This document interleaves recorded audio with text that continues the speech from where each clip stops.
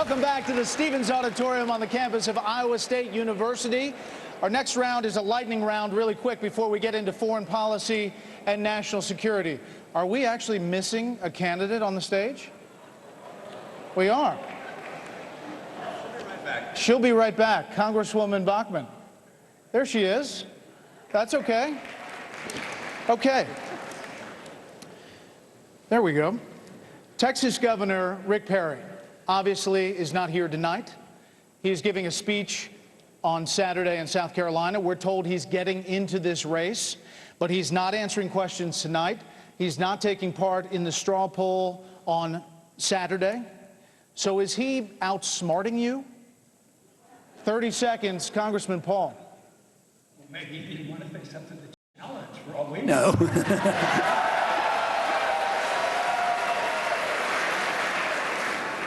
Are you worried about this strategy? Oh, no, I'm very pleased that he's coming in because he represents the status quo, and I feel like I'm sort of separated from the other candidates with my strong belief in liberty and limited government and a different foreign policy and want to deal with the Fed, so he'll just dilute all their votes. Okay. Mr. Cain, what about Texas Governor Perry?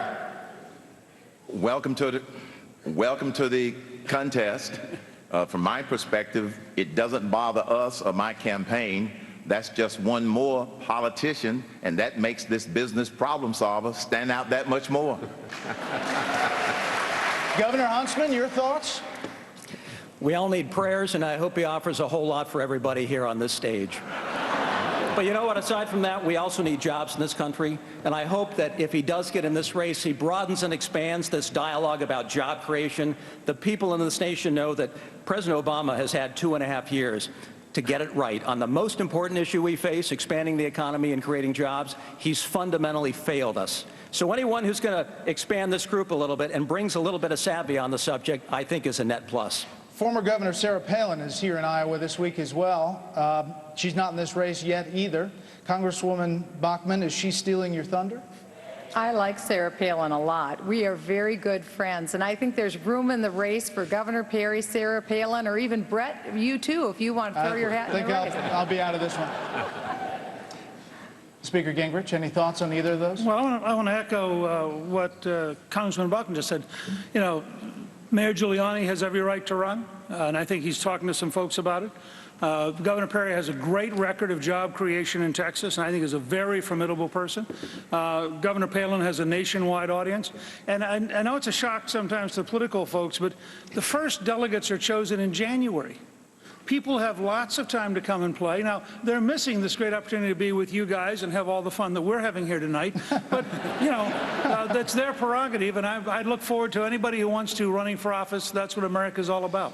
I'll split this next round with Chris Wallace, the topic foreign policy and national security. Governor Pawlenty, another 5 U.S. soldiers were killed today in Afghanistan after the single biggest loss, that helicopter crash over the weekend. Last weekend, almost 10 years after 9/11, after the killing of Osama bin Laden, with casualties mounting there, costs adding up, many people calling the government there corrupt. Is it still worth it? Well, first of all, Brett, let's just stop and pause and reflect upon the loss of life, the 5 brave members of the military that you mentioned, as well as the 30 that were lost about a week ago, and all the others who've been lost or wounded in that conflict. We owe them not just our words of thanks and appreciations, but to their families, our thoughts and prayers. We wouldn't have the country we have without those brave men and women. We owe them our all, not just with our words, but with our deeds.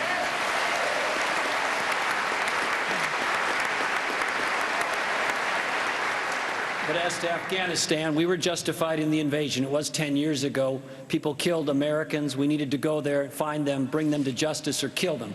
But in terms of where we are now, 10 years removed, I was there last summer with Governor Perry, by the way, and met with General Petraeus. He thought it would take about 2 years from last summer to have an orderly and successful wind down of our mission in Afghanistan, at least in terms of significant troop withdrawal.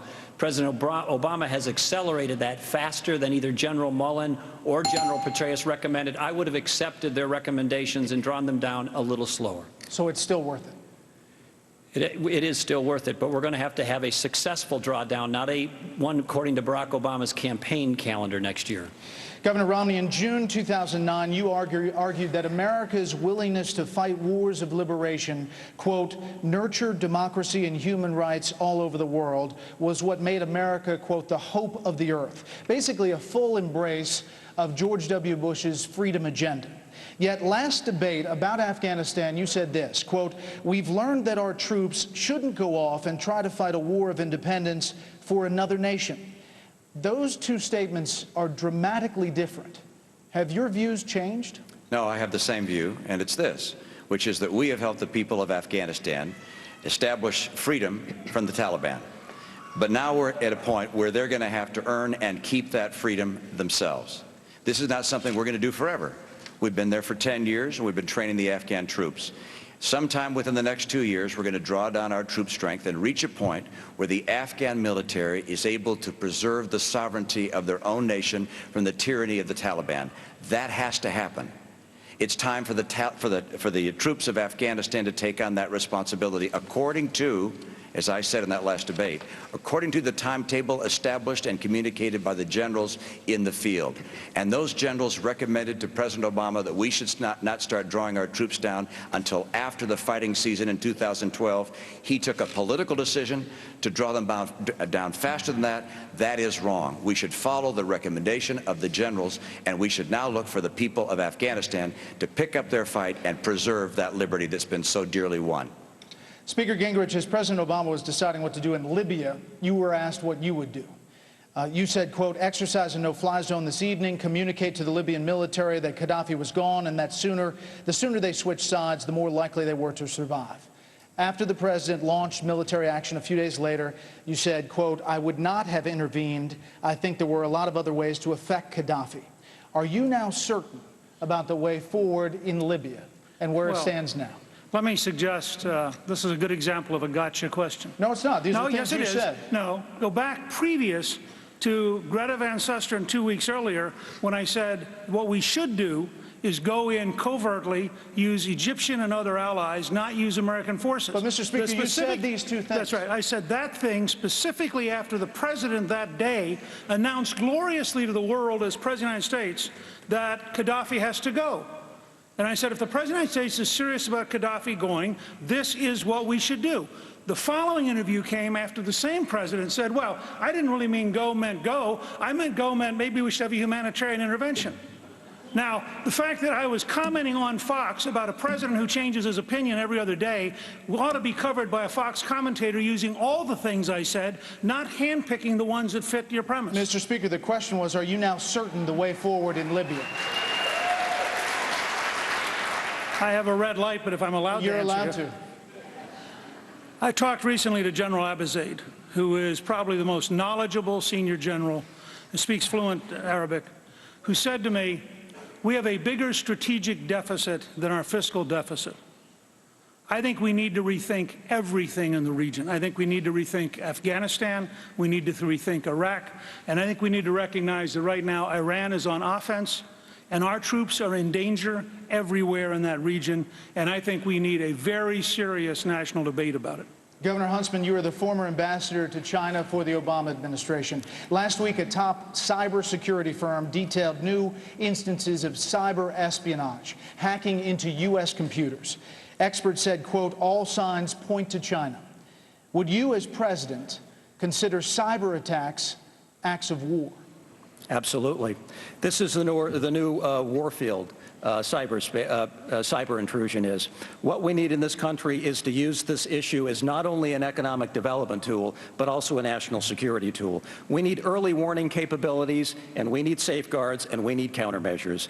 Not only have government institutions been hacked into, but private individuals have been hacked to. It's gone beyond the pale.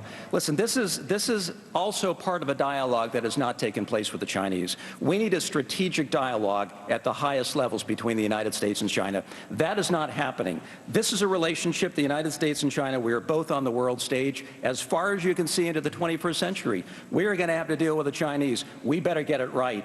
I understand this relationship. I've been at it for 30 years. I think it'd be a great thing to have a president of the United States who knew something about China. I'll turn to my colleague, Chris Wallace.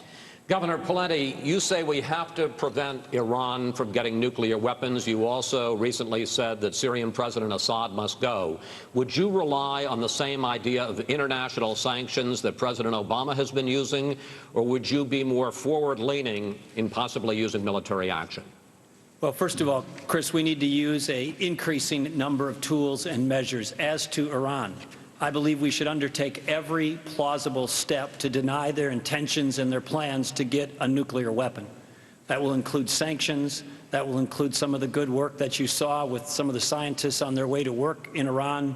That will see some of the good work that you saw with the computer virus. But in the end, we should take every plausible step to deny that intention. As to Syria, Bashar al-Assad is mowing down and killing his people, up to 2,000 right now, and the President of the United States, Barack Obama, will not say he should go. Until recently, he and Hillary Clinton suggested that Bashar Assad was a reformer. He's not a reformer, he's a killer. This is another example of naive foreign policy by this president, and worse yet, he sticks his thumb in the eye of our best friends around the world that we should stand with. For example, Israel. He repeatedly sticks his thumb in Israel's eye. We should stand shoulder to shoulder with Israel. There should be no daylight between us and the nation of Israel. They're one of our best friends in the world. Congressman Paul, you say that President Obama is not too soft on Iran. You say that he is too tough on Iran. I want to put up some of your statements. Sanctions are not diplomacy, you say. They are a precursor to war and an embarrassment to a country that pays lip service to free trade.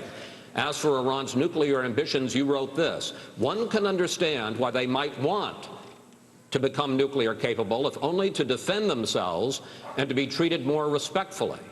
Is that your policy towards Iran? Well, even our own CIA gives me this information that they have no evidence that they're working on a weapon. Just think of what we went through in the Cold War. When I was in the Air Force, after I was drafted in the Air Force, all through the 60s, we were standing up against the Soviets. They had like 30,000 nuclear weapons with intercontinental missiles. Just think of the agitation and the worrying of a country that might get a nuclear weapon someday, and just think of how many nuclear weapons surround Iran. The Chinese are there, the Indians are there, the Pakistanis are there, the Israelis are there, the United States is there. All these countries. China has nuclear weapons. Why wouldn't it be natural that they might want a weapon? There'd be, internationally, they'd be given more respect. Why should we write people off? There was, you know, in the 50s, we at least talked to them. At least our leaders and Reagan talked to the Soviets. What's so terribly bad about this? And people, countries that you put sanctions on, you are more likely to fight them. I say a policy of peace is free trade, stay out of their internal business, don't get involved in these wars, and just bring our troops home. Congressman Paul, I want to just give you 15 seconds. I want to just make sure I understand. So your policy towards Iran is if they want to develop a nuclear weapon, that's their right, no sanctions, no effort to stop them. No, I think that makes it much worse. Why would that be so strange? If the Soviets and the Chinese have nuclear weapons, we tolerated the Soviets. We didn't attack them, and they were a much greater danger. They were the greatest danger to us in our whole history. But you don't go to war against them. I mean, this whole idea of sanctions, all these pretend free traders, they're the ones who put on these trade sanctions. This is why we still don't have trade relationships with Cuba. It's about time we talk to Cuba and stop fighting these wars that are about 30 or 40 years old. Mr. Cain,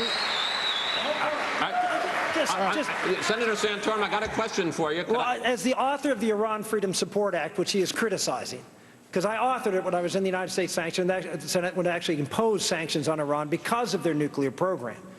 Iran is not Iceland, Ron. Iran is a country that has been at war with us since 1979. Iran is a country that has killed more American men and women in uniform in Iraq and Afghanistan than the Iraqis and the Afghanistan has had. The Iranians are the existential threat to the state of Israel. You ask the Israelis, what keeps them up at night? It's the Iranians funding of Hamas and Hezbollah and the support of Syria. 30 seconds. And the reason, hold on, let me finish. No, there are rules here, sir. Yeah, I know there are rules, and you guys have been giving these guys a lot of time and not a whole lot of time to me, so let me answer the You question. have a question coming. Okay. The senator is wrong on his history. We've been at war in Iran for a lot longer than 79. We started it in 1953 when we sent in a coup, installed the Shah, and the reaction, the blowback came in 1979. It's been going on and on because we just plain don't mind our own business. That's our problem. Mr. Cain.